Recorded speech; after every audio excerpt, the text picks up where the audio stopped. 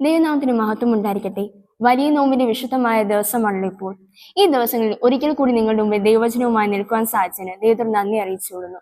അല്പസമയം ദൈവവചന ധ്യാനത്തിനായി തെരഞ്ഞെടുത്തിരിക്കുന്ന വേദഭാഗം അപ്പോസ്തലനായ പൗലോസ് റോമർക്ക് എഴുതിയ 5-ാം ലേഖനം 6-ാം വാക്യം. നാം ബലഹീനർ ആയിരിക്കുമ്പോൾ തന്നെ ക്രിസ്തു തക്ക സമയത്ത് അഭക്തർക്ക് വേണ്ടി മരിച്ചു. റോമർ 5 ഒരു ആഘോഷത്തിന്റെ അധ്യായമാണ്. വിശ്വാസത്താൽ നീതീകരിക്കപ്പെട്ട ദൈവമക്കൾക്ക് സമാധാനിക്കാനും സന്തോഷിക്കാനുള്ള വക കണ്ടെത്തി തരുന്ന ഒരു അധ്യായം. The blessings or the benefits of justification എന്ന തലക്കെട്ടിൽ ചിന്തിക്കാൻ സാധിക്കാവുന്ന ഒരു അധ്യായമാണിത്.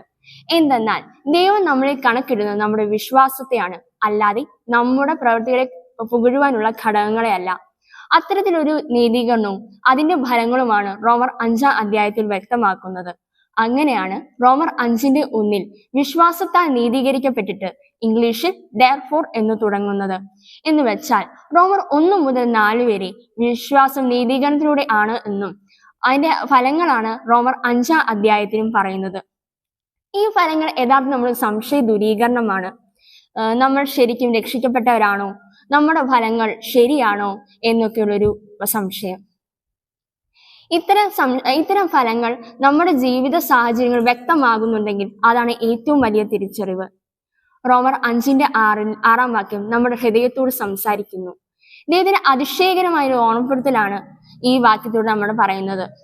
നമ്മുടെ പാപങ്ങളിൽ നിന്ന് സ്വയം രക്ഷിക്കാൻ കഴിയാതെ, നമ്മൾ ശക്തിയില്ലാത്തവരെ, നമുക്കൊരു വഴിയുമില്ലാതെ നമ്മൾ പാപത്തിന്റെ ലജ്ജയിൽ ജീവിച്ചു. എന്നാൽ ദൈവത്തിന്റെ അനന്തമായ സ്നേഹത്തിന്റെ കരുണയിലും തന്റെ ഏകപുത്രനായ യേശുക്രിസ്തുവിനെ ലോകത്തേക്ക് അയച്ചു. ദൈവത്തിന്റെ ആഗ്രഹമായിരുന്നു നമ്മളെ പാപത്തിൽ നിന്ന് രക്ഷിക്കുക എന്നുള്ളത്. പാപികളായ നാം ദുർബലരായിരുന്ന സമയത്ത് ക്രിസ്തു നമുക്ക് വേണ്ടി മരിച്ചു. ജീവിതത്തെ പരിവർത്തനം ചെയ്യുന്ന തരത്തിലുള്ള സ്നേഹമാണ് നമുക്ക് പ്രതീക്ഷയും ലക്ഷ്യവും നൽകുന്നത്. പ്രപഞ്ചത്തിന്റെ സൃഷ്ടാവായ ദൈവം നമ്മെ സ്നേഹിക്കുകയും സംരക്ഷിക്കുകയും ചെയ്യുന്നു. കുരിശ് എന്നത് വെറും ഒരു സ്നേഹത്തിന്റെ പ്രതീകമല്ല, അത് യഥാർത്ഥ സ്നേഹത്തിന്റെ പ്രകടനമാണ്. നാം മറ്റുള്ളവർക്ക് നന്ദിയും വിനയവും ഉള്ളവരായിരിക്കണം. നാം പാപികളാണ്, നാം ദുർബലരാണ്, നാം സ്വയം തിരിച്ചറിയണം. ദൈവത്തിന്റെ സ്നേഹം മറ്റുള്ളവർക്ക് അറിയിക്കണം. അവസാനമായി ഞാൻ പറയാൻ ഉദ്ദേശിക്കുന്നത് 2 കാര്യങ്ങളാണ്. ദൈവത്തിന്റെ അവിശ്വസനീയമായ സ്നേഹത്തെ കുറിച്ചുള്ള ഓർമ്മപ്പെടുത്തൽ. രണ്ടാമത്തത്, നമ്മൾ പാപികളാണ്, നാം സ്വയം തിരിച്ചറിയണം. എന്നാൽ നമ്മെ ദൈവം സ്നേഹിക്കുന്നു. ദൈവത്തിന്റെ സ്നേഹം വെറും ഒരു വികാരമല്ല, മറിച്ച് അവൻ തനിക്ക് വേണ്ടി ഒരു തിരഞ്ഞെടുപ്പ് നടത്തി എന്ന് നമ്മെ ഓർമ്മപ്പെടുത്തുന്നു.